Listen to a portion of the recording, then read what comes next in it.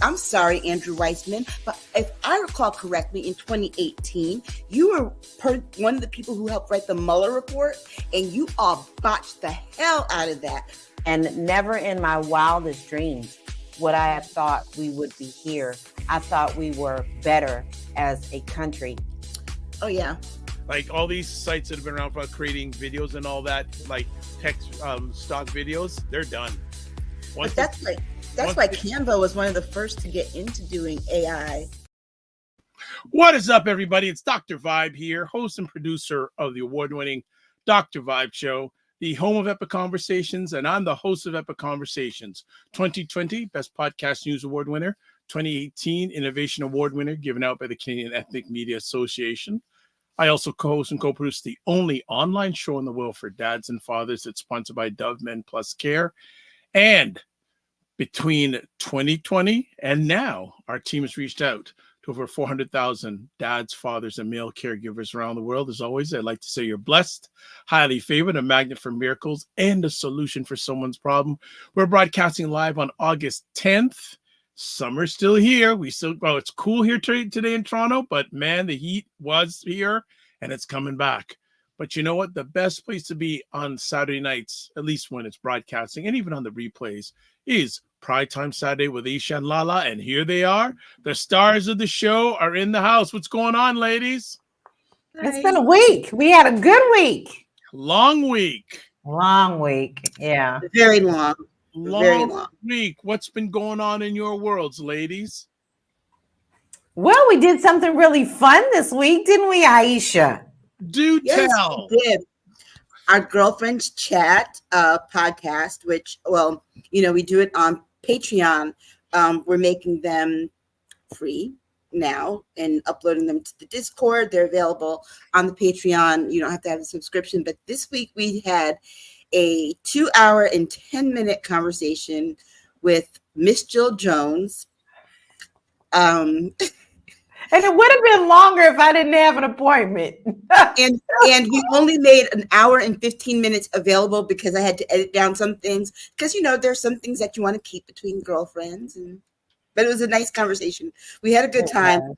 Lots of laughter. And the thing about it that I think you get from it and from the three of us talking was that there's a lot of joy there, Yeah.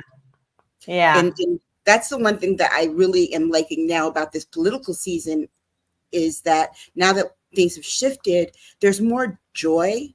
I think, and I'm feeling it like in the country. I do feel a certain segment of the population is still sad and miserable. But there's they were before. They're always going to be. But there's a lot of joy here now, and you get that in our conversation. So it was pretty great. Good stuff. Well, it's good to see the three amigos are back together again. Anyone watching Olympics? Yes.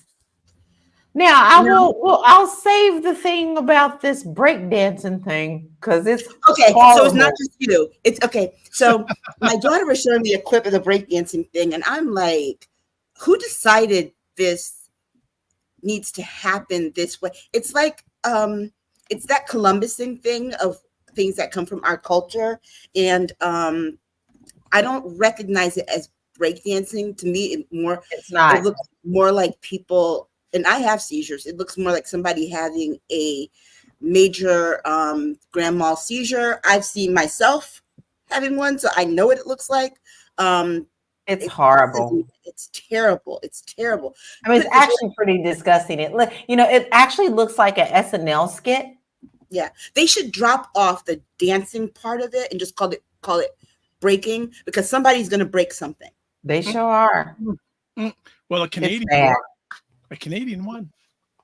These conniption fits that they're calling breakdancing are just unjust and unsightly.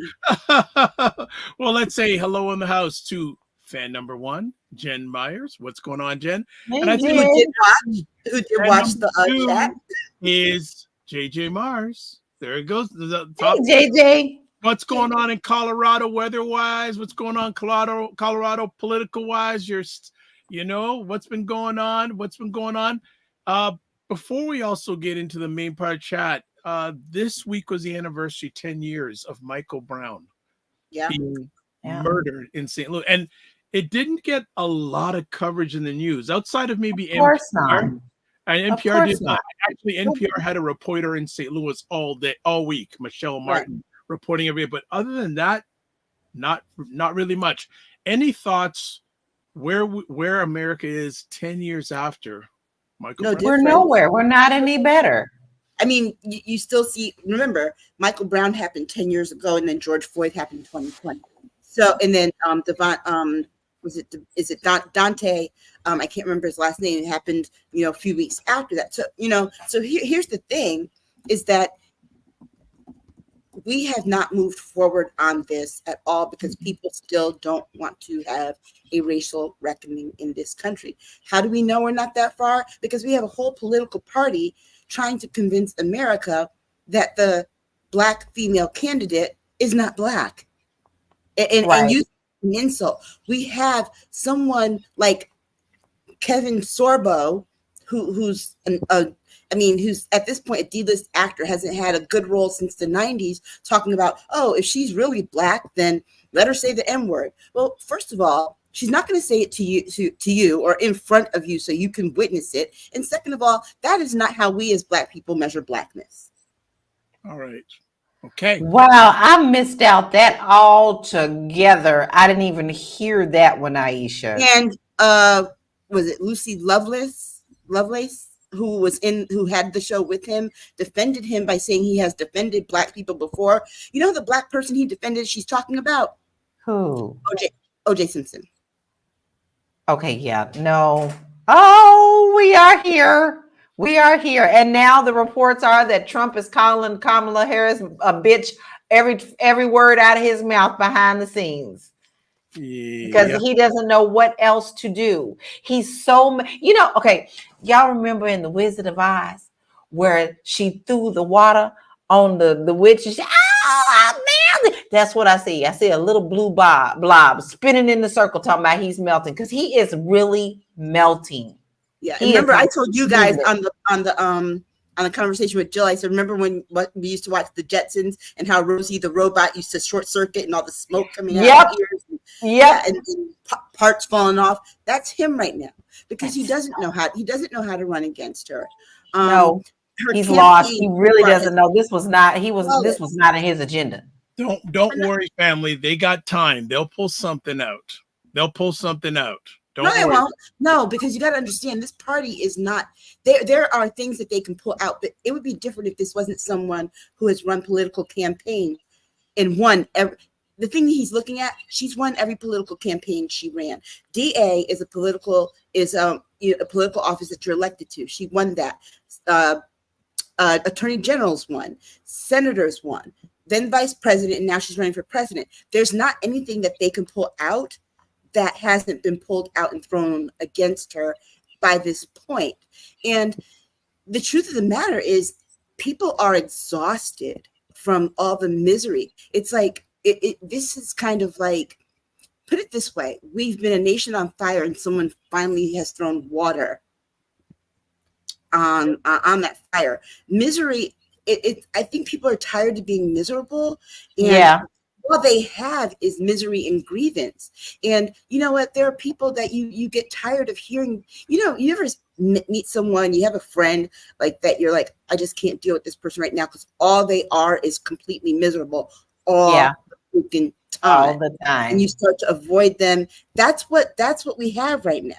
And the bottom line is he has no new tricks. And the other thing too, it would be different if his goal was to work for a country to make things better for certain people. But we have to remember his primary reason for running is to stay out of jail. It's to stay out of jail. And now that and you gotta remember too, what also happened this week is that his other case, the case that Tanya Chutkan had, is back on. Yeah. He gets sentenced in 2.5 weeks. Yes. How do you think that's going to pan out? He's too busy focused on that to even have a political strategy. And when you got to remember too, he's fired people in his campaign But when you have someone that people who had the experience in politics cannot go to and say, sir, you've got to stop mispronouncing her name. Sir, you've got to stop with the racism. You've got to stop doubling down. And he won't. He's not. He's not. He could have really spent this week talking about other things, but all he did was focus on her. And here's the difference, is that his campaign is focused on her. She's focused on the future. She's focused on what she all right. people. I thought you were going to get into this later on, but obviously this makes me feel like Wednesday, and I missed out on Wednesday's conversation. You're just like, open the door, go. So let's get to some things. Primetime Saturday with Aisha and LaLa at Patreon. There is the link. The store. There is the link. It will be in your comments section on most of the platforms you're watching this live on replay, and it looks like some new stuff is going to be coming in the store. Join Primetime Saturday Discord group. Email me, dr.vibe at the drvibeshow.com. Subscribe to the Dr. Vibe Show and hit the notification button. Let's get it to 1,600 subscribers. You can also follow me on Facebook, LinkedIn, and Instagram. I think we can start now. All right. I think we're going to start with this. What LaLa wanted to bring this up, and I think it's a very good conversation piece to start off the meat of today's conversation. What are people outside of America saying about the upcoming American presidential elections? LaLa, kick it off. Well, I had a really good talk with one of my friends. I sell in Portugal, and I have a lot of friends over there because I'm learning the language. And we had a really good conversation about how he sees. He said, what's going on in your political world? This is so crazy. And I was like, I didn't want to bias him. So I said, well, what do you think is going on in America? Because I'm curious to know what you think about it. And he's from Italy. And he basically said that he does not think that Kamala will win. He thinks that her policies are too crazy, and that her track record is not right because of all the arrests that she had made and did in California and all these things, that he thinks that Trump is going to win. Even though he's crazy, Trump tells the truth, and also that Trump is a good businessman. When I tell you I wanted to throw up, because this is someone that I love dearly. And he's not a Trumpster. He is actually talking about what he sees us as. And what he has been fed is all the Trump madness, because that's what's been in the media, right? And so I gently let him finish talking, and then I gently corrected him on absolutely everything. And he looked at me and his mouth dropped open. And I said, well, did you research those stats on Kamala? No. You know what? I didn't. Because he's a real honest dude, right? He's really laid back. He loves politics. He likes to talk about it. Mm-hmm. But once I explained everything to him, he was like, I don't have the whole picture, do I? And I said, no, you do not. So the majority of the world right now only sees the fact that Trump is, they see him as a good businessman. They see him as, I can't even believe that he brought up the fact that he thought Kamala had put all these people in jail, especially Black men. Right. And that just got, that got widely debunked, and it's being debunked over and over and over again. And we're going to get to this conversation. And this is also another reason why, to your point, Dr. Vibe, that I don't think that he's going to be able to stop her in that way, is because we're going to talk about that political action committee. But I can tell you this, the thing of it is that there are a lot of people worldwide. You got to remember, Trump has probably 40 years on Kamala in terms of his reputation that he built up largely by calling in stories to the New York Post and places like that.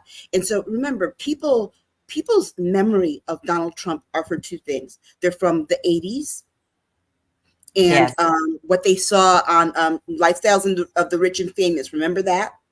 Right. Yes. So Yes. it gave the illusion that he was wealthy, but Lifestyles of the Rich and Famous was no different than MTV Cribs. A lot of that stuff was rented, or faked. And then what they saw on The Apprentice. So these are the only things that people have. And then our media in America has done a very disservice, not just to our country, but to the international conversation, because what we're exporting is trash. It's Yes. unchecked garbage. And for example, we're going to talk about that, about what, Lawrence O'Donnell, as Karen Hunter said on her show this week, he was hotter than fish grease, about the way the media covered him, his supposed press conference, which really was just a ranting session for him, a hemming session with the media. I think that the media that gets put out so much from the United States, and you got to think about where people are getting it from now, from outside the country. They're getting it from social media. That is the Yes. number one source of people's news, and nothing on social media. Nothing on social media is fact checked. Twitter decides to do it every now and then, but they'll fact check the wrong person sometimes. Because I've been fact checked on things that are obviously true and written into history. But But they don't believe in that no more. That's the whole thing. They're debunking all of that. But when I actually explained to him, he said, "Well, I don't understand." He said, "Then why is Trump so? I don't get it." I said, "Sweetie, he is pandering into the people who fall within hate. He speaks to those who have hated a lot behind closed doors." And he made it okay for them to come out and start speaking their mind any way they want to. He has weaponized words once again. He has built all sorts of lies about. And when you really look down, why do you think he's such a good businessman? He couldn't answer. And when I told him how many bankruptcies he had, he was absolutely shocked. So you understand there is a disconnect. The world sees one thing, and what we're experiencing in America is another. This is actually pretty frightening, but it was actually a very enlightening conversation for me. Yeah, but here's the other part of it too. None of those people can vote. That's right. That's one good thing for us. They can't vote. They have no vote here. Yeah. And that perspective and that image is something that she will have to change upon being elected. But the bottom line is that even with all of the negative stuff that they're saying on social media, you have to remember that people are also being targeted. People from other countries are being targeted with misinformation, disinformation, and ads. My Twitter account was locked for a whole week. And then I got back on this week, and then I complained about how, why is it that the only ads I see are from publications or points of view that show me Republican stuff, and that goes against the algorithms for anything that I look up. Do you know what happened? All of a sudden, I no longer see those things. Everything I'm seeing now is pro Harris walls. I made the one complaint because guess what? I told them that I picked up on the algorithm, and the algorithm picked up on the fact that I picked up on the algorithm because it's tuned into what you write and what you post. And so what happened? The algorithm switched. These algorithms are also being run by AI and not people. So they're sensitive to what you post and they automatically switch. I think the other thing too, we had this conversation in our where we talked, was it when we were, LaLa and I had this text back and forth, and we were talking about actually Kamala Harris's choice of VP. And she was saying something, and I said, hey, that particular news source is a conservative leaning British tabloid. And she didn't know. And the thing is that because I spend a lot of time in journalism and all that, I know how to tell if a source is where it's leaning and how to find out the background and the history of it. Because that particular publication at one point in time had been a reputable news source, but in the last 30 years has been a conservative tabloid. And so these are the dangers. Most people don't, if it's something that says, oh, like the Washington Examiner, oh, people are assuming that that's not a right-leaning tabloid in the US. They're assuming that it's a regular newspaper that does its due diligence, and they don't. Their job is to write hit pieces for people on the left. I mean, people on the right against people on the left. That is their job. And so it's no wonder that people in other countries are having this kind of view. I know. And that's, and here I am, you know, I think I'm a little more educated than a lot of people, because a lot of people don't spend a lot of time on the things that we do because we prepare for the show and we really pay attention. So here I am, like looking up some things that before I say something publicly, I want to be responsible in knowing that I'm saying something that is true. So I still haven't said anything about what my concern is because I still don't have an answer, because all the places that I've looked have not been reliable sources. Right. So there are those things, and I think that is where most people are, LaLa, because remember, when we were coming up, your newspapers like the New York Times, you could trust them to tell you the truth. You can't trust Maggie Haberman of the New York Times right now to tell you the truth when she's busy trying to get on Trump's good side, so that if he wins, she can get access again, so she can get another Pulitzer. You just can't. And see, everybody is out for themselves, and no one is out for America. Do you understand what I'm saying? Right.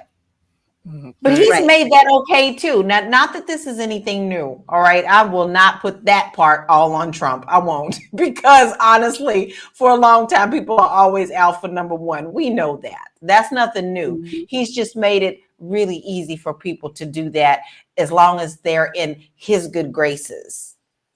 Mm-hmm. Yeah. All right. So LaLa, have you had any other conversations with your international client base? Yes, actually, I did speak to someone. I was speaking to someone from Canada, and she, same thing. You know, it's just not good. You guys are just not good. And I thought to myself, you sure know a lot about us and talk about us, but I kind of talk about your politics too, because it was just everything out of her mouth was, you don't need any of them. And this was actually before Biden had stepped down, and her whole thing, I mean, she gave me a whole lecture on our elections, and I actually was a bit offended, because it was like, you know nothing. Everything out of your mouth was what you assumed. Just because you own one property here in Florida, you think you know everything about our country. And she actually said, I own property there. Well, that doesn't make you an expert in our politics. Yeah, look, that's like me going to Montana and saying that I'm an expert in Montana's state legislative politics. I'm not. But you talk to me about South Carolina, you talk to me about Connecticut, I know a whole lot, right? Places that I've lived. You know, I've seen more people online from this country having more nuanced dialogue, however, online, and about this with people who are from other countries. And I think that once they start talking to people who know things, the lines of communication get open, but people also, their eyes get opened as well. Like this one woman was trying to said that she was explaining to someone from France, asked her about they didn't understand the Electoral College. They didn't understand it. And she said, well, how do I explain it to you to say that imagine wanting to count your slaves imagine owning slaves and wanting to count your slaves in the voting population, but you don't want to allow them to vote. Wow. And I was like, wow, first of all, that's exactly how we got it. But second of all, that's exactly what it is. And so the way that we handle, I think what the lens also is that it's hard to see our politics without seeing it through the politics of your own country first. And we do that too when we look at the politics of other countries. We try to see it through the politics of how the United States politics run. I agree. How things run in other countries. And we always fall back on our own experiences to explain things to us that we don't understand. I have to agree with that. Because it's real easy to get in other people's business and not know the Kool-Aid flavor. Yeah. Just as simple as that. Yeah. And not only that, but these conversations are also having the dialogue and having understanding is good. But when those people go on these social media spaces and start spewing disinformation, they don't realize that they are affecting and impacting our elections. All right. Got some comments. We got some comments here. Jan Myers says, hope we're doing well. We are. JJ Myers from Colorado says, nice weather today. Thumbs up for Colorado weather. Also says, a person's bloodline should not be important, just their policies and views.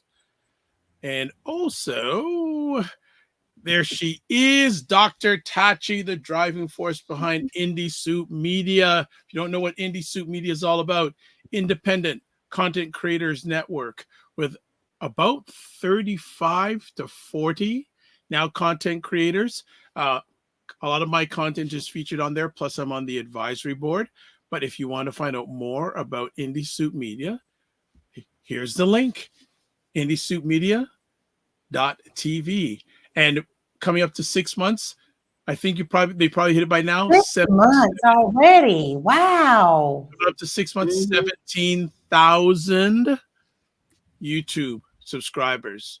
So definitely catch this conversation, the edited version, and other great conversations on that platform. So I think we're going to take a quick break. We'll be back in 30 seconds, and we'll start talking about our next conversation piece. Just tee it up for you. The next thing the ladies are going to be chatting about is the upcoming debate with Kamala Harris and Donald Trump. In one of our promos, LaLa said, it ain't going to happen. Well, it's happening. I still no. It ain't happened yet. So I'm still on my fence. All right. And remember, he's got to be sentenced before it happens. So. Okay. All right. Let's get to 30-second break. Okay, let's get to it now. Primetime Saturday with Aisha and LaLa. Join Aisha K. Staggers and LaLa Key as they cut through the chaos and make some sense of the nonsense in American news and politics. But you still got to give him the respect that he has been doing this a long time. Sharp insights, bold opinions, and a touch of humor. It's the show that keeps you informed and entertained. Nobody's talking about that. Aisha, that's pretty powerful. Don't miss Primetime Saturday with Aisha and LaLa. Tune in and stay ahead of the headlines. All right, we are back. Yes, promos are kicking. Girlfriend chat is kicking. You know what I'm saying? All right, on the Facebook page, greetings from Dublin Musicians, Ireland. Oh, wow. Welcome. Very, very nice to have you. Very, very nice to have you. And please don't be a stranger.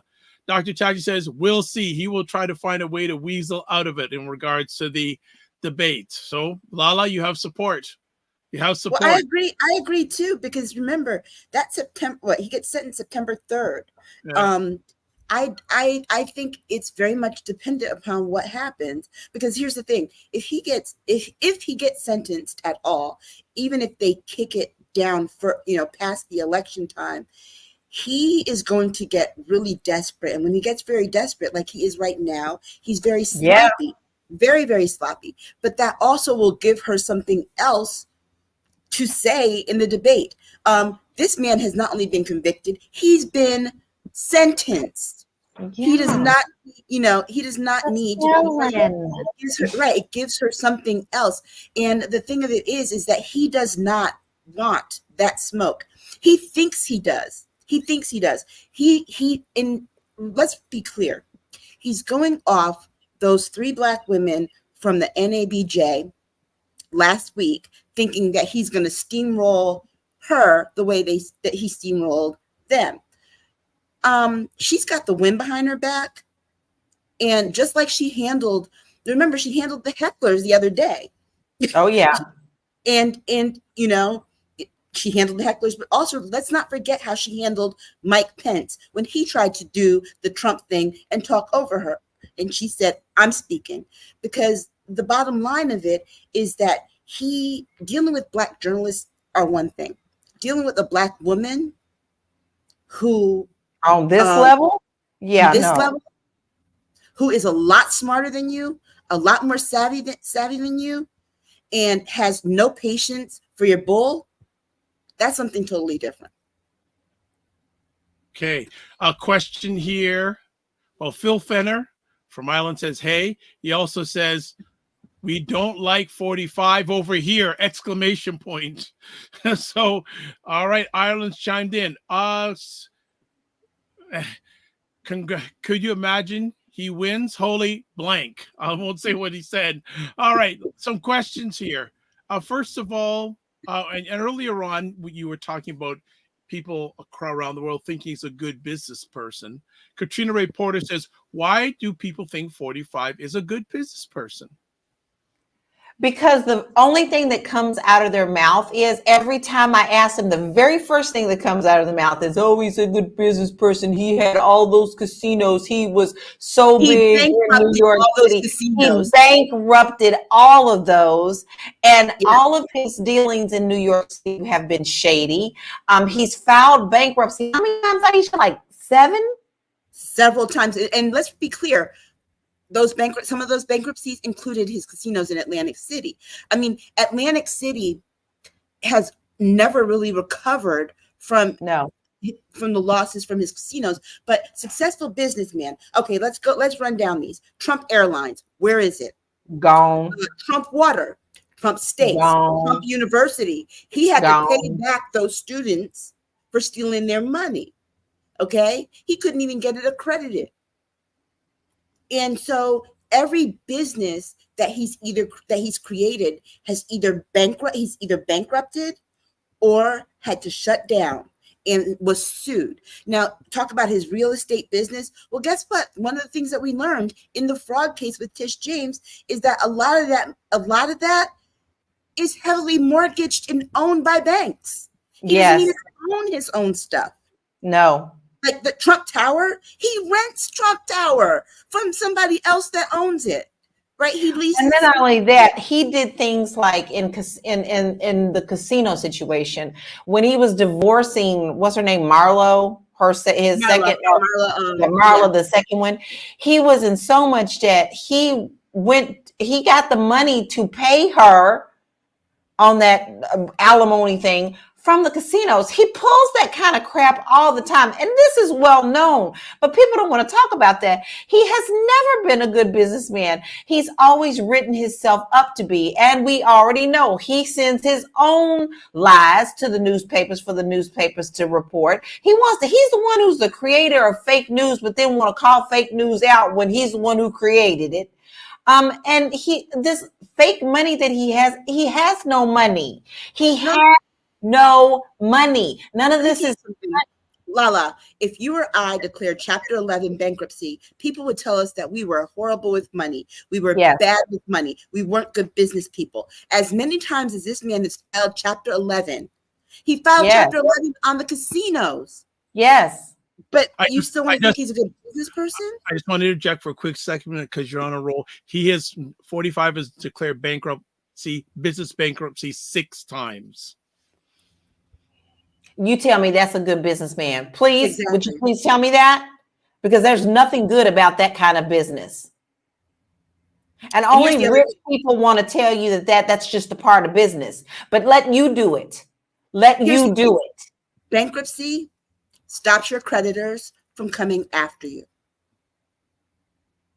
He stops his creditors from coming after him, then withdraws all the money from whatever it is and diverts it elsewhere. So rather than paying back his creditors, he diverts it elsewhere. But this is the man who's going to sit here and complain about student loan forgiveness as many times as he's had loans forgiven. Come on. I'm sick to my stomach right now. Not only I'm that, literally in the sick to my same stomach years right that now. he's bankrupted businesses, he also claimed massive tax returns, millions, hundreds of millions, tens of millions of dollars. This isn't a good businessman. But he's a good businessman. I beg to differ, but he's writing his own ticket because people like to see someone like him make it, and it's all about the people that he knows.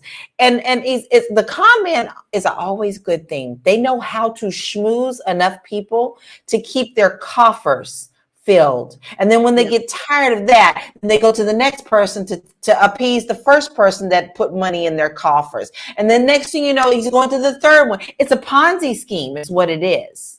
Yeah, he plays Ponzi. Right, but to your question earlier, Dr. Vibe, about well, there's going to be like some kind of October surprise. Here's why I don't think so. Because he didn't plan on having to run against someone else. No, this is why he's melting. There was no backup plan for him to run against anyone else. So on every cylinder, everything that they have fired on, because remember, he spent 2 years building up a campaign strategy against one particular person. Even her as vice president wasn't on their radar because they weren't even looking. They're like their view. The vice president doesn't matter. So now they are so far behind in pivoting strategy. All he did was fire people, but didn't bring in anyone new. But the other part too is that you also have to have a disciplined candidate. Donald Trump has no discipline. Okay. And he's not a politician. Kamala Harris is a politician. So she does have that modicum of discipline that he does not have. Let's be very clear. Why did he win in 2016? 2 reasons. He didn't even think he was going to win. I'm sorry. I don't want to interrupt you, Aisha, but I honestly do want to say this. He honestly didn't think he was going to win. Come on, y'all. When y'all look at him, he's a deer in headlights. But there are actually 3 reasons why he did win. One, there were a lot of the racism in this country felt against the Obamas was something that people could not get past. 1. 2, Hillary Clinton was a flawed candidate, period. It's not that she was a bad person. She had the baggage of 30 years with her going into that. That's the second thing. The third thing is that there was a lot of disinformation and misinformation from Russia. The Russian interference was real. We don't have that right now. We have the disinformation, the misinformation, but it's largely coming. The bots are helping, but it's largely coming from the places that we know it's going to come from. Americans are more on guard about that kind of information. But also, too, I think we also have to consider the fact that there are things that have happened that have changed things for people. This Roe decision, Trump just said yesterday it's not a big deal, and Democrats wanted it too. He's not listening. Even because he's too busy being angry. Exactly. Even in the red, Kansas is a red state. Remember, they were the first after Roe was brought down to codify it into law. It is a big deal. It is a big deal. And the fact that you have more young people who are now registered and looking forward to voting. Remember, this is going to affect them more often than not. You know why Trump doesn't care about Roe? He doesn't care about Roe because he looks around at people his age. Well, guess what? All the women their age are in menopause. Yeah. Period. He looks at Gen Z. We're all pretty much in menopause. Okay. So it's like, oh, it doesn't matter to them, but it matters to young people. It matters to women who still, to be told, anyone who's been pregnant, to be told that, okay, just in case something goes wrong, if we need to do something to preserve your health, we cannot, you're just going to have to die. That doesn't sit well with people. It really doesn't. Not when we have the technology and the medical science to do something about it. And so that really has, like I said, I have a college age kid. That's amplifying college age young women, people like that. It really, really is. And I think that is the challenge. But he is so focused on his own personal grievance. Again, I said this before, it doesn't even matter what card is he going to pull there, because the bottom line, if he had it, he'd pull it right now and stop the momentum. He'd stop the momentum. If he had it, he would have pulled it at that press conference. He had a press conference where he basically said nothing at all. Nothing but the same old shtick. But that's all he knows how to do is to keep repeating. And when he doesn't repeat that, y'all see what happens. He goes off on the rails. Right. I mean, he literally cannot focus if he doesn't say the same thing over and over. You know, another thing about that, and I want you guys to understand this because there's something really real to that. When people hear the same thing over and over and over at a certain amount of time, it becomes a belief to them. It becomes a truth to them. So there's a reason that he repeats himself. It's not only because he's an idiot. I'm sorry. And I'm not going to, he is an idiot to me. He's a complete idiot, but he's smart enough to know that if he repeats the same thing, his Kool-Aid drinking folk are going to swallow it as truth. And we see that for a fact right now in everything that they do. He does no wrong to them. And that's what we talked about last week with the art of subliminal seduction. That is one of the chapters in there. It tells you if you repeat something X number of times and you just keep repeating it, people remember it. Think about your favorite remember back in the day, they used to have Coca-Cola had the slogan, "Have a Coke and a smile." Yeah. And every time you saw that commercial, you repeat, it's like, oh, what's the slogan from Coke? Oh, have a Coke and a smile. You know, they would say, look, they would go people would say it on TV. They'd say it in, sitcoms and stuff like that. And so that's how you build a brand. He focuses on the building of the brand, but there's no substance behind the brand. And the truth of the matter is that we've got some serious issues right now. People want to hear solutions to those issues. Yes, the cost of things are very high. I went to the grocery store today. I was surprised at how much I spent. I didn't expect to spend as much as I did. But he's saying nothing. What is he going to do? Oh, day one, I'm going to drill, baby, drill. Well, guess what? What is that going to do? What is that going to do? Nothing. Especially when the cost of gas literally just went down this week. You're not saying anything that's going. No, you have no policy positions and you have no plans. And to the counteract that, well, does Kamala Harris have policy positions and plans? Yeah, actually she does. Go check out her website. They have a whole platform of positions and things that they're going to do. But the other side of it too is that, they're smart enough to say, hey, we need the House and the Senate to put those things into action, because that is how our policies work. Americans are fundamentally ignorant on US civics and how the government works, how something comes to be, how a bill becomes a law.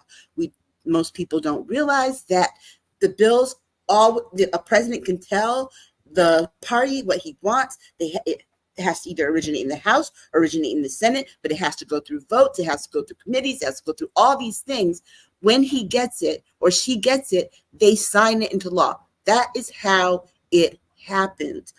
The things that they can just do with the stroke of a pen, executive orders, guess what? When they're not president anymore, the first thing that someone does, like when Donald Trump first got into office, the first thing he spent his time doing was rolling back every executive order that Barack Obama put into place. Obama. You want to know why immigration went into such a free fall under him? Because he took back, he got rid of the executive order on DACA and all that stuff. He got rid of it.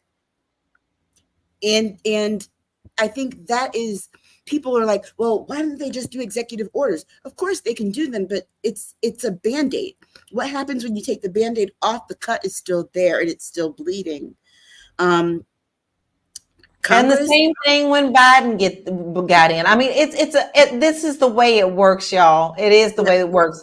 You know, a lot of the times that the policies that we are living under right now came from the previous administration. However, what happens, people think that whoever is at the head of the helm at the time is the one who is doing the hammer at that time. That's not true. You have to look back to see where it got implemented and when it got put into place. It's almost always never the person who is sitting in the presidential seat. It was the previous person.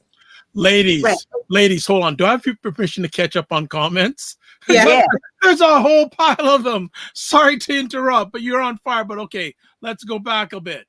So Phil from Ireland says 45 ripped off so many contractors over the year. He calls them a 2-bit. He ripped off states. The states are still complaining that he hasn't paid their bills from rallies from 2016. Katrina says on Facebook, there are many people who lost their business due to they had dealings with 45 and he wouldn't pay them for the work they did. Ryan O'Neill Knight, my co-host on the Morning Vibe, Monday and Friday. Hi, Ryan. At 9 a.m. Believe me, 45 still has 45 card he has yet to use. And that will pull the attention back to him. Phil has a comment about Project 2025. Phil, I'm going to suggest you subscribe to my YouTube page and go back a little bit. These ladies did a whole show on Project 2025. And when we say we did a whole show, we did a whole show. We broke it down. When we talk about it weekly, and we do talk about it weekly. So yeah, okay. Phil says I'm left of center, but the far left did some damage to the Democrats. Katrina says 45 is not thinking of the younger generation. Phil says, I like Bernie, but he sold out. Sad, really.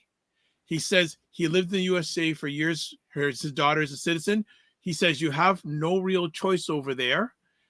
Katrina says 45 is acting on emotions and not looking at the bigger picture. In regards to him saying things over and over and believing that you're true, Katrina agrees. He says they begin to believe it's true. Phil says, remember the last polls when he won, it was a landslide for Clinton. Polls are, we're going to talk about fact checking. And we've had many conversations about the polls too. Okay, Katrina the Ray Porter says, I had someone tell me that it was Biden's fault that the cost of food is so high. Phil says, whoever wins, it's a big price gouging. Yeah. Whoever wins, it's a big deal for Europe, where I live, where everyone is watching closely. And he says, okay, yes, subscribe to the YouTube channel, scroll back. There was a whole, and both these ladies have gone through the over 900 pages of Project 2020. And we also went through, Phil, if you go back, over 100, I went through over 100 things that, executive orders that he did, because he's always saying that Joe Biden was the worst president for Black people, and he was the best. I also went over his one compared to Joe Biden's hundreds. Okay. Katrina wants to know, what do you feel your thoughts on Kamala's choice for VP? Well, here's what I learned this week. I learned that there was a personal issue with Kelly, which is the reason why he wasn't chosen. Shapiro, there was a policy issue, and it wasn't Gaza. And Tim Walz checked all the boxes and had better chemistry with her above all, and was the one that was the most loyal. I think also too, no one's saying it, but I think the concern with Shapiro also was personal ambition. I could see that. and that can kind of, and the vice president's job is not to make a name for themselves above and beyond the ticket. It's to be that support person in the ticket. That's the assignment that Joe Biden understood as Barack Obama's vice president. I think that's the assignment that Kamala Harris understood as Joe Biden's vice president. I think Tim Walz gets that. But no doubt the excitement around them, they had 20,000 people at a rally yesterday. I mean, really, they packed that out. Yes, but all of her rallies in the last week have been at capacity, people still wanting to get in. And that is, why do you think this man why do you think he was short-circuiting the other day at his press conference?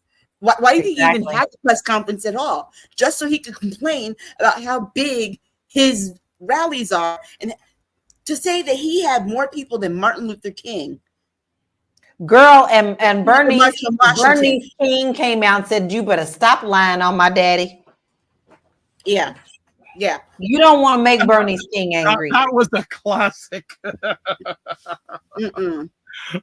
Which leads to April Watson's comment. I think 45 has CPD. I think he's just a flat out liar. I think he is a liar. You know what? Let me tell you something. If you know old people, I think my grandfather is 89, and sometimes there are things that he forgets. I think Trump is forgetting things. It's like that lie he told. He was in a helicopter with Willie Brown that almost went down, and Willie Brown told him some scandalous things about Kamala. So Willie Brown comes out and says, I was never in a helicopter with Donald Trump at all, period. Never even met the guy like that. And it ended up being the former mayor of San Francisco, Jay Brown, who happens to be a white guy. How do you confuse the black guy and the white guy? I don't know. But then Jay Brown says, yeah, I was in a helicopter with him, but we never talked about Kamala Harris, and I wouldn't have had anything negative to say about her. And then it was Gavin Newsom who said, yeah, we were in a helicopter flying over the fires in California, and he was afraid, Trump was afraid that the plane was going to crash and burn in the fires. So he took three different people and made a story. He made a story.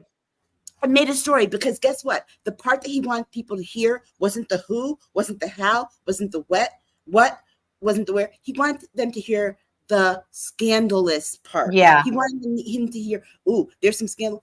Now, here's my thing. I told my daughter this, and I'm going to be as blunt as I was when I told her in the car when we're listening to this on MSNBC on Sirius XM in the car. I said, even if it was Willie Brown, what is the worst thing Willie Brown is going to say about Kamala Harris? What? That she likes it from the back? Well, Donald Trump slept with a whole daggone porn star, and we know it. Not just one. Exactly. Donald Trump was held liable for sexual assault. And nobody's talking about the fact that there is this whole affidavit and testimony about him allegedly and being accused of pedophilia. So what is the most scandalous thing a former romantic partner of hers could have said? Woo woo! Look, exactly. She dated Montel Williams. Okay, right. What could they have said that was far worse than Trump's sexual scandalous behavior? Why do I feel the 45 campaign is trying to get anything on anyone who's had relations with her? Oh yeah, you know they are. Look at her with Montel Williams. I'm surprised they didn't call him Montel Jordan. But look at her with Montel LaLa just almost did that. But look at her with Montel Williams wearing a nice dress. Okay, that was what, 25 years ago? Yeah. You're bringing up that. How about the fact that he was just convicted a few months ago on 34 counts? Like that's not even in the storyline right now. And I never answered the question about to Katrina. Katrina is one of my peoples. I'm glad she's here. Thank you. I I'm not ready to open my mouth yet about the vice presidential pick. Just know I'm still voting blue, but there are some things I am trying to learn and get clarification on before I speak on it. Phil, I think it already has. He says, I think this will get dirty this election. It will. Oh, it's already dirty. It's already dirty. It's already dirty. But you know what? I thought about something. We've had this conversation and we're like, oh, he's going to go after this. He's going to go after this. But you know what, though? Think about it this way. She was the first Black woman of Asian descent who was Attorney General of California. She's heard it before. She's had to deal with it before. Same with her role as the DA of San Francisco.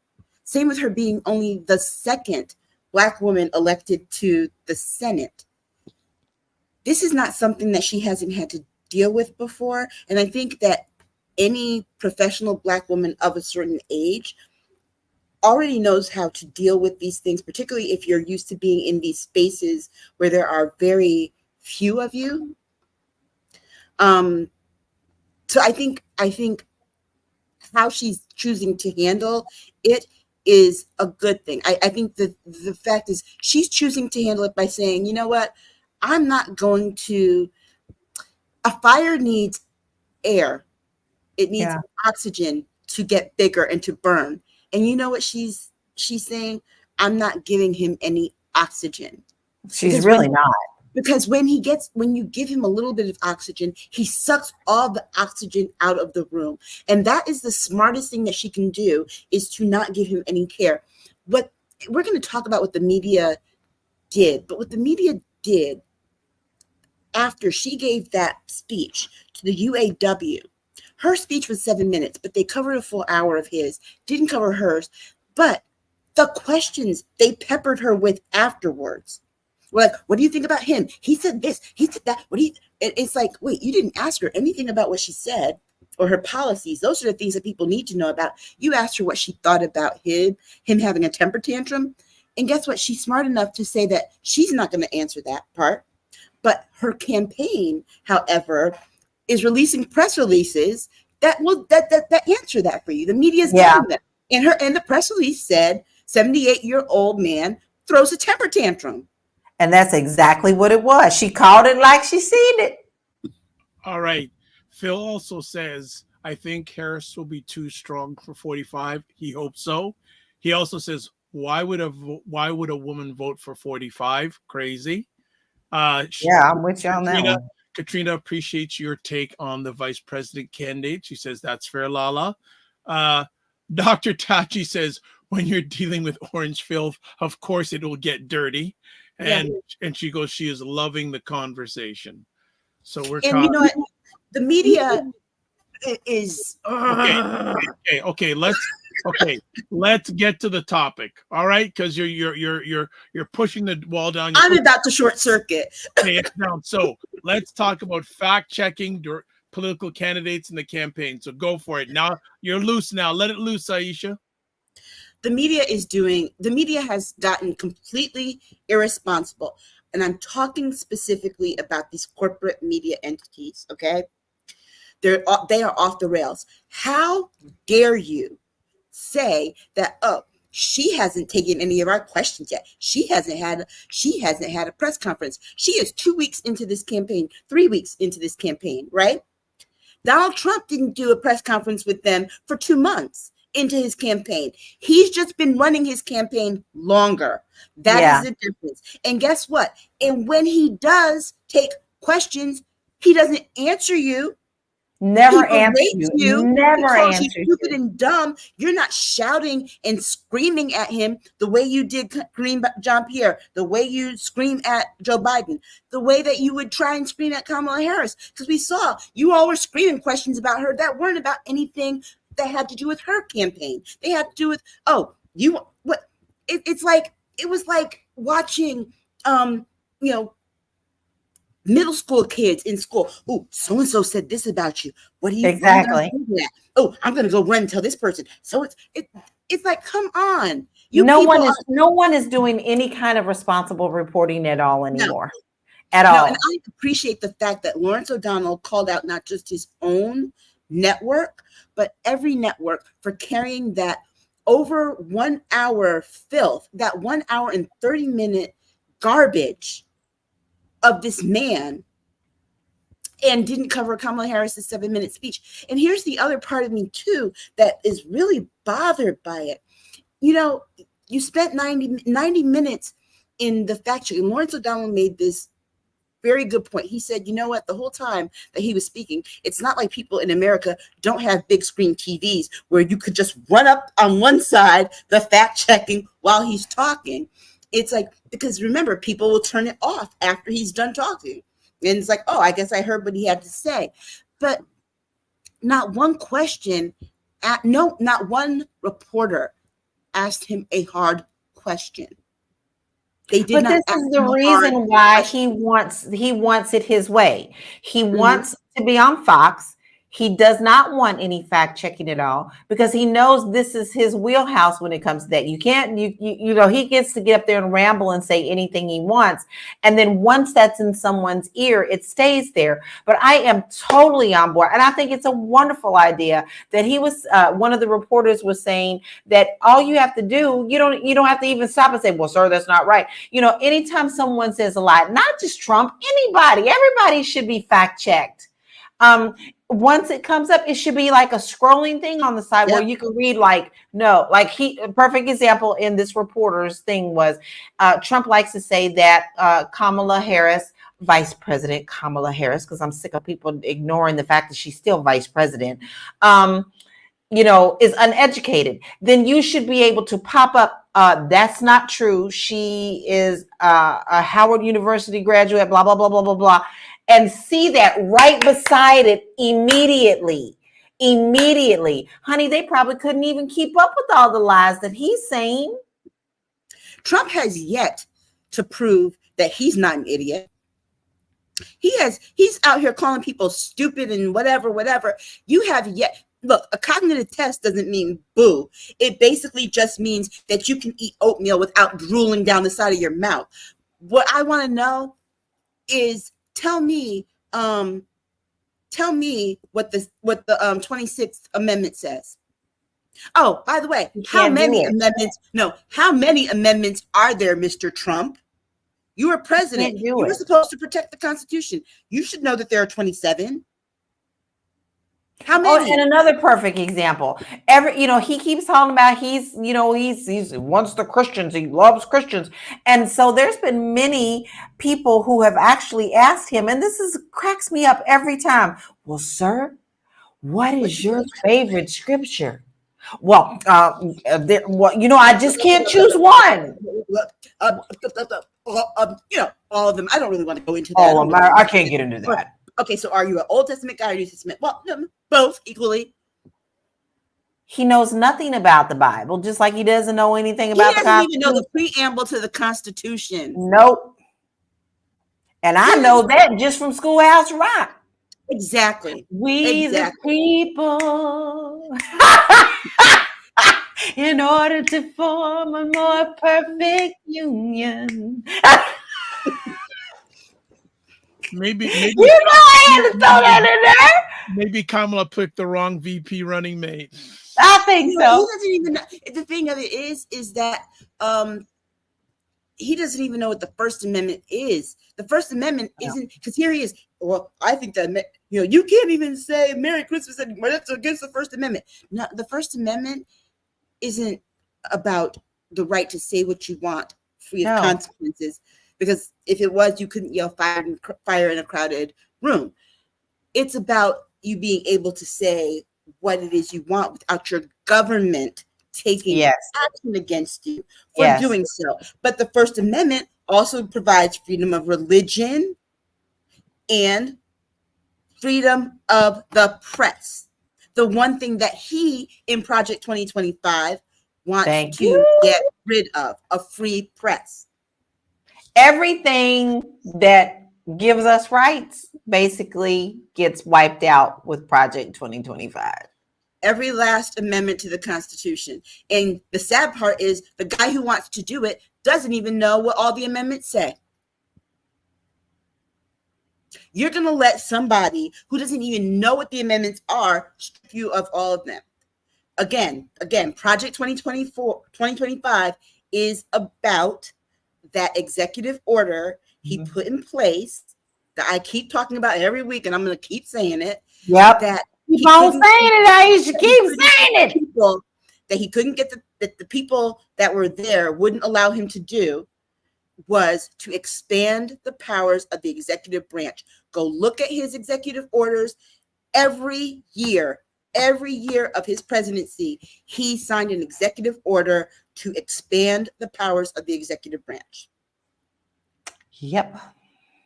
And the media is not doing the media needs to be doing. The media needs to be saying, okay, just so you all know, here are where both politicians stand on the issues. Here's what Kamala Harris stands on the issues, and this is how she says she's going to do X, Y, and Z. Here's where Trump stands. Here's where he says he's going to do X, Y, and Z. You know why they aren't doing that, and you know why they cannot do it? Because the GOP does not have a political platform. No, they do not.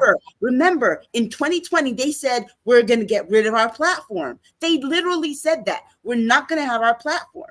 Our platform is going to be about getting Trump to win. Period. That was it. So because you don't have apples to oranges to compare, don't start throwing up coconuts. Exactly. What you need to say is fall out of the coconut tree. Right. Exactly. Stop acting like you fell out of the coconut tree. What you say is, guess what? We tried to find a platform that was comparable, a plan that was comparable. There isn't one. No. That is how you do the reporting. That is how you fact check a candidate. Because you can best believe you can best believe they're doing it with candidates in the down ballot races. Oh, I don't understand why this man is getting a get out of jail free card from the media. Literally, but no, literally, you hit that right on the head. Literally. Yeah, because we already know Evan Cannon gave him one. Uh-huh. And so put it this way, if he can steal classified documents, show them to people, keep them in unsecure places, and a judge that he appointed said, guess what?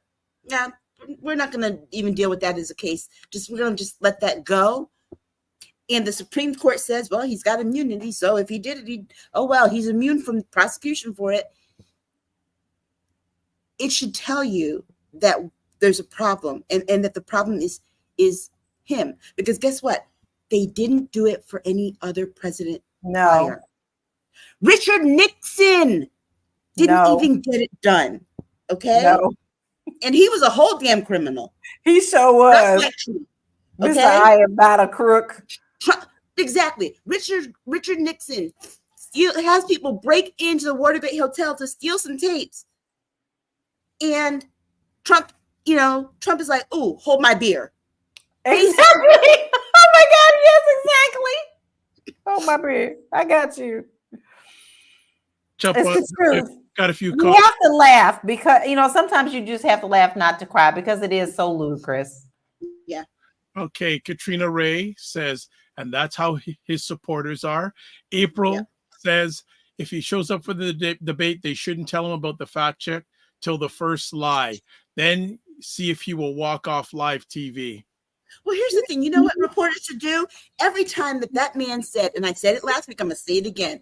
Every time that man said, well, I didn't know that you could turn, I didn't know she was black. She just all of a sudden turned black. You all of a sudden turn orange. Exactly. Every time. Counter him. You have to counter him because guess what? You can't deny that because Trump wasn't always an orange man. No, he was not. And I do want to touch on. And guess what? His hair wasn't always blonde. Oh no! I didn't know you could turn a blonde. And that's not really. I could be blonde. Just give me some dye. I'm good. But I do want to kind of back up a little bit on the fact that we talk about this fact checking, and these debates that are coming up. If you look in the news, he proposed 3.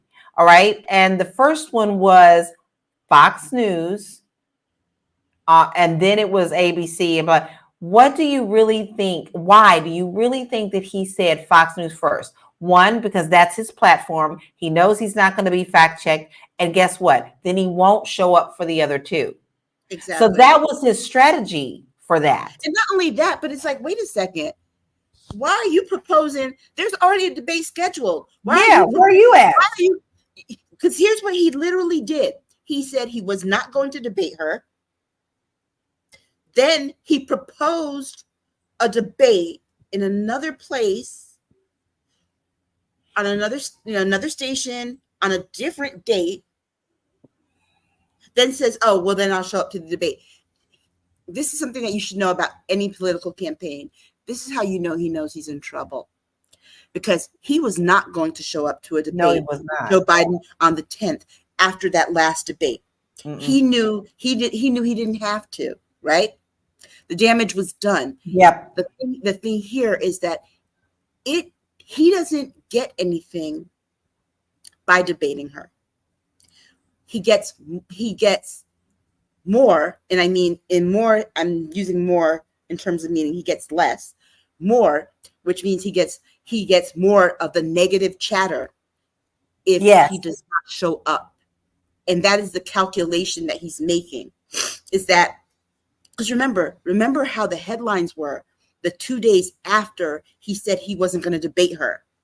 They dragged him through the mud. They sure did. People kept calling him a coward. Donald Trump is very transparent. And there's one thing that he said. He said this in a speech about a week and a half ago that I think went over in an interview he did with Fox or something. It went over and above a lot of people's heads. But guess who didn't miss it? Kamala Harris in her campaign. She is on it, y'all. She is on it. He said he hates being laughed at. Yeah. But that is why her campaign has taken to, in the press releases, mocking him. You know what? They actually issued their own fact checking of everything that he said in that thing. He said that MAGA was 75% of America. No, sir. In your dreams. Exactly. No, MAGA, look, and this tells you, he confused 75% of America with 75 million people that voted for him. And look, if I could figure out that was his mistake, where he got that number 75% from, the media should have been on it. But no, the Harris campaign fact checked him. He hates being laughed at. And people were calling him a coward for not wanting to show up to the debate. But not only were they that's two things though, Aisha. He cannot stand to be called out of his name, and he cannot stand to be laughed at. So you have a double dose of him losing his shit on this, because if he's not the center of attention at all times in a good manner for what he sees in his mind as a good manner, then that's when it becomes a problem. That was a double dose. That wasn't just one dose. That was a double dose. Right. And and to Ryan's point earlier, this is why I don't think that there is anything that they're going to be able to pull up in enough time. Remember, early voting for us starts in like 3.5 weeks for some people. I don't think that there's anything that they're going to be able to pull up in that time, because he is too busy short-circuiting and falling apart over the fact that he's not getting media attention. So what happens when he's not getting attention? He does something like that press conference that he didn't even, you could tell it was, he heard that she was doing something later that day. So he's like, I'm going to just beat her to it. Yeah, right? Exactly. He's going to hold this press conference and have people just come away from me and follow what I'm going to say. He didn't even have anything up to show that any of his campaign stuff, anything. He didn't even have JD Vance there. And then not only that, but he also has a vice president candidate who cannot stop being strange. The other thing too is, you're right about the name calling. He hates being called weird. This Yeah. this thing about being called weird is That's driving him freaking him crazy. out. And when his only comeback is like, well, no, they're weird. Huh? Because remember, he was the one that people were afraid of because he was calling them names. So then what does he do? You know that the same name that he called Hillary Clinton and then he called Joe Biden, he's now calling Kamala Harris. It's old. He has nothing. He has no other play cards. His campaign is politically bankrupt. Not only that, but then there was the outraising of the money. The millions of dollars, and we talked about this, the millions of dollars that she got on Tuesday. Okay? On Tuesday, they raised in that 24-hour period $40 million from her VP pick announcement. She has almost $400 million in her campaign, $377 million cash on hand. And remember that $50 million ad buy that they said they were going to do? They raised it to $75 million. All right. So he doesn't have this. One more conversation piece before we got to shut it down. Yeah. One other thing. And Katrina says, in JD Vance is no better. No. All right. Especially the stalking. Wait, did you see him stalking her? Oh my God! Did you see that? To the point that the Secret Service had to yell, "Not a stalker! Not a stalker! Not a stalker!" Because he runs up on her tarmac. There's something totally, y'all. That is a next level twisted. That is psycho. That's an y'all remember that movie American Psycho when your man came out and he was like, "Look at my business card." No, well, my business card looks better. That reminded me of that, y'all. He wants her gone. And when I say gone, I mean in the worst way gone. You don't roll up on our leaders like that. I don't give a damn who you think you are. You are not in a position of power to do what you just did. And I actually am offended that nothing was done about it. Yeah, I'm sorry. I don't care if he had Secret Service rolling with him. Her Secret Service should have tackled him down. Yeah, I agree. Because remember, she's next in power. He's not. That's right. That was just that was weird. Before we go, Mary Jo Allen says, the Orange Emperor will take himself out like he did in 2020 when he called the COVID-19 a democratic hoax. And don't forget about September 18th and the immunity cases being realisticated.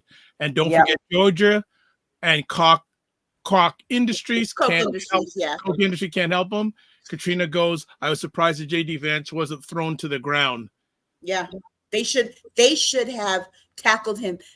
But guess what? I'm guessing too the reason that they didn't was because his Secret Service had told them, because they were ready. They were ready. They're like, who is this person rolling up? It was his Secret Service that said, not a stalker, not a stalker. We just had, because he basically how the hell do you think they feel? That was some serious stuff.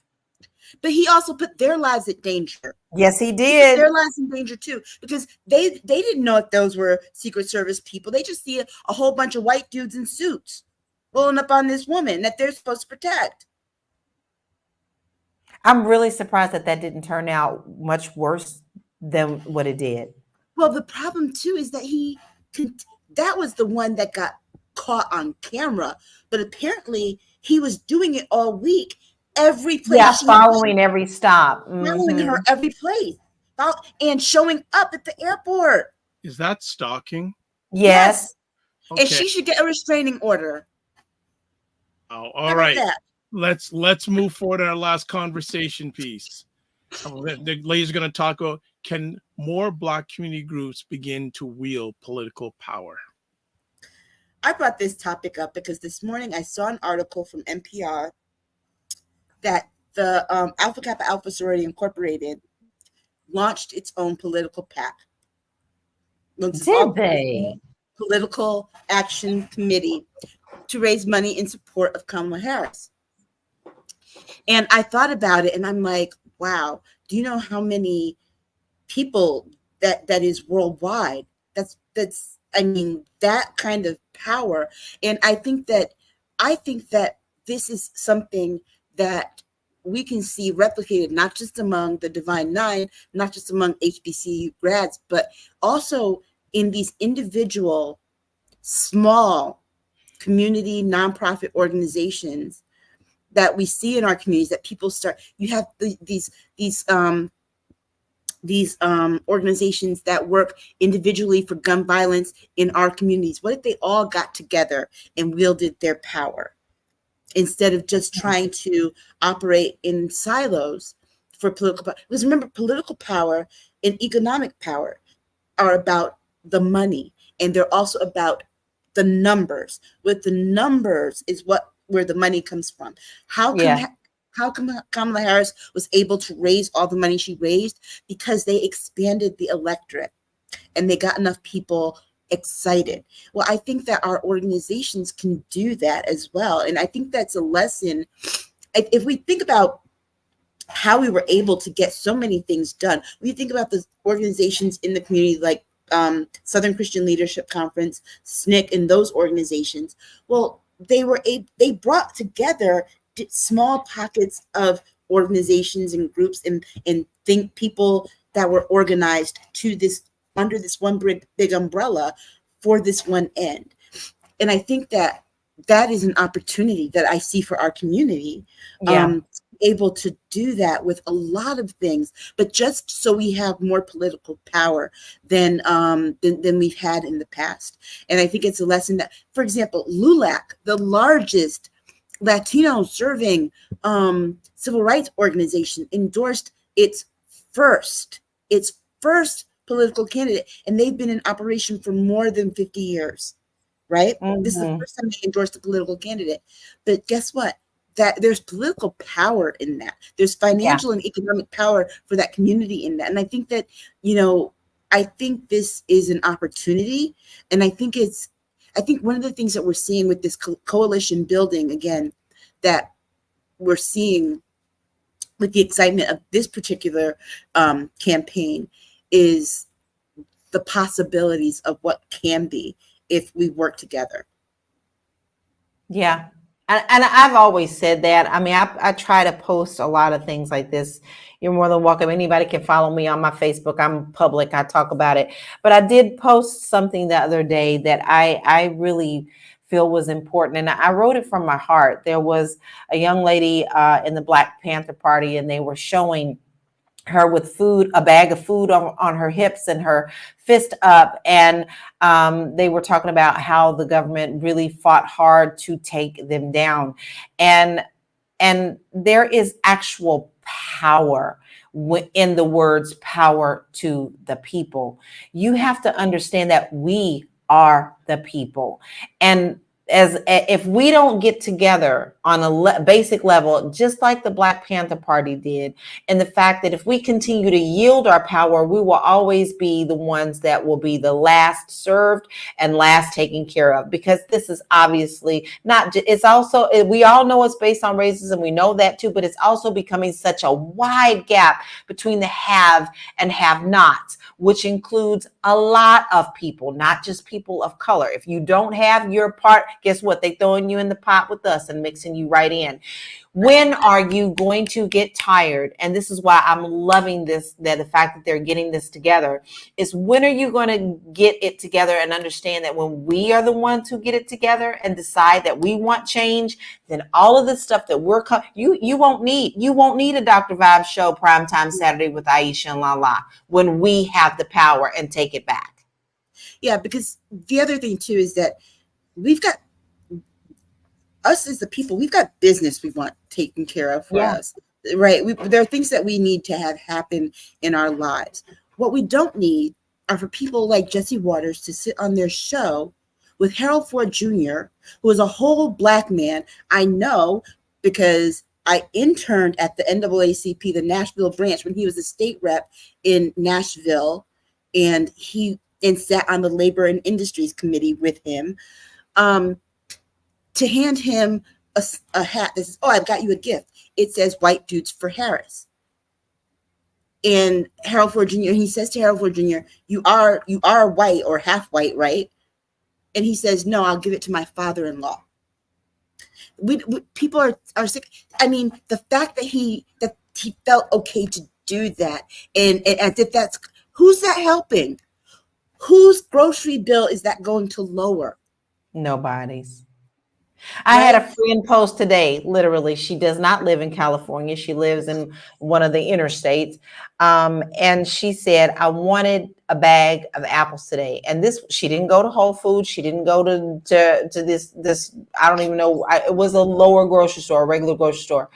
A bag of apples, $9. Wow. $9 for what? No more than 6 or 7 apples. It's cheaper here than Well, Well, the one benefit about living in New England is that it's apple country. So apples are about to go down in price as it gets closer to September. But yeah, that's insane. As we're starting, we got to wind it down on both. In regards to Blacks community groups, do you think they should start at their local level yielding Yes. profits? Because yes, there's a national election going on, but start local at least. Yes, always start local. Always start, honey. If you need to start on just your street, start on your street, because it's like they always say, how do you eat an elephant? One bite at a time. You can't just take on the large things and assume that you're going to be able to jump in there and make the changes. What you do is you start on your local level. You start with the block parties. You start with the lemonade stands. You start with taking care of one another. You start with the babysitting groups. You start with the kids that are in your school. These are the things that are important. This is why it's so important. I don't think anybody has any questions if you've ever followed us for a long time. For Aisha and I to always say you must pay attention to what is around you, starting with you first. You, your household, now your community, now your schools. This is beyond dire. You have to understand that is your starting point. Right. And I think that isn't that how all this, think about it. Tim Walz did free breakfast and lunch for all kids in the entire state. My hometown did that years ago, right? He didn't do anything but replicate something that works. But guess where all this originated? The Black Panther Party. We're doing it in Oakland, in there, in that area for those kids in that community. And it worked. It helped. And so what we have here is the fact that something small in one community has the potential to become bigger and something that we can all benefit from at some point. Because guess what? When communities uplift themselves, we're the base holding up the rest of the country. Our small communities. That's it. And I think we have my just little thought. If we're gonna solve our problems, we got to be the people that do it. Yes. There we go. All right. We are out. We got some quick last comments here because the family's in hard. JJ Marsh says grassroots is ground zero in politics, 100%. April says JD Vance said he wanted to see what his plane looks like. I'm sorry, you don't get to check out and measure drapes for windows in a house until the payment has gone through, everything's in escrow, and you sign the papers. All right. We're still putting in an offer. Ryan says 45 may fake his own kidnapping. All right. That's a real estate joke, right, love? I got it immediately. Yes. Ryan says he may fake his own kidnapping. I wouldn't be surprised. And Ryan comes with a really good idea. We should have a watch party for the next debates. Yeah. That sounds like a wonderful idea. You know what? That would be nice, actually. They do it on all the networks. Look, maybe we'll catch things that they don't, and we'll, instead of us having to cover it, just air it live here and watch it, and we can chat in the comments, and then afterwards do a wrap up. I'm cool with that. I love that idea, and you know what? we should actually invite some people who want to take part in that because Ryan's on this side of the border in Canada. But if we could get a group of people, have a virtual watch party That's a really good idea. for the September 10th, that I think that'd be, I think I like that idea. I do too. And Jen Meyer says, great idea. So that message is endorsed by the Jen Myers Inc. campaign. That's endorsed. All right. That is a great idea. That is I really like that idea. I think, and we could have a North American audience on the watch party. So we're going to run with that. We're certainly going to talk about that and run with it. Actually, let's do that. Let's do that. Yeah, let's make that happen. All right. As always, I want to thank the ladies for taking time after a very, very engrossing week. Very busy, very heavy, but we got it all in. And as always, we want them to share their contact information. First up, she's key. I like that. She's key. I am key. I am key. And I'm the key to what you want to live in your dream home. No, I'm a key to a lot of things, y'all. But most of all, positivity and love. We got to make sure that we take a deep breath. Guess what? Because life is going to go on regardless. We fight for justice. We continue to fight for justice. But make sure that you breathe. And you can find everything about me at this one little site. I made it real easy for you. You can get all sorts of free resources and find me on all my social medias at bit.ly/Laura Key Info. All right. Aisha K. Staggers, this is your time. That is my social media. Tomorrow, I will be doing the Prince Symposium for Come 30 anniversary. The women's panel, 12:30 to 2, I believe it is. There's still time to sign up if you follow at Polished Solid on Twitter. Angela, she's got great information for you. She hosts it. So there's that. And also, if you get a chance, go buy My Sister Tommy, which is the story of Tammy Terrell by her sister Ludi Montgomery and my dear friend Vicki Wright. And you can catch my little acknowledgement in the book. Wonderbar. We love it. We love it. We love it. All right. If people want to get a hold of myself, actually, you can watch replays. Let me do the watch replays of this epic conversation at the Dr. Vibe Show on YouTube, Facebook, and LinkedIn. Also on my website, thedrvibeshow.com. And if you want to get in touch with me, I just said the website, but then YouTube, Facebook, and LinkedIn, the_DR_VIBE_SHOW, Instagram at the_DRVIBESHOW, X/Twitter, when they let us broadcast there, at DRVIBESHOW. And well, by the way, Aisha is very active on Twitter, by the way. So definitely check her out on Twitter. And then you can email me, dr.vibe at the drvibeshow.com. As always, let's close it off with some things. There is the Patreon address. It's in the comments on most of the platforms that you're watching this on. Primetime Saturday show store. New stuff is coming. Gonna pop it out here. It's also in the chat. Check out Girlfriend's chat from last week. Aisha, Jill Jones, and LaLa were racking it up.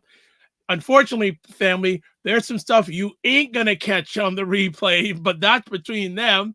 Join the Primetime Saturday Discord group. Email me, dr.vibe at the drvibeshow.com. Subscribe to the Dr. Vibe Show on YouTube and hit the notification button so you can get me to 1,600 subscribers. If you're up to it, the Dr. Vibe Show, follow me, Facebook, LinkedIn, and Instagram. And that's it. And always, we close off with this. Live your life as a dream. If you can dream it, you can make it. Sometimes you have to get small to get stronger. Block assumptions and aim bigger, aim better, aim higher, aim wider. Love, faith, and respect. And don't just manage your time, manage your energy. And remember to give yourselves grace. I want to say thank you to some of the new people that were on tonight. Phil from Ireland. Please, if you're out to it, Phil. And also to Mary Jo and to Katrina.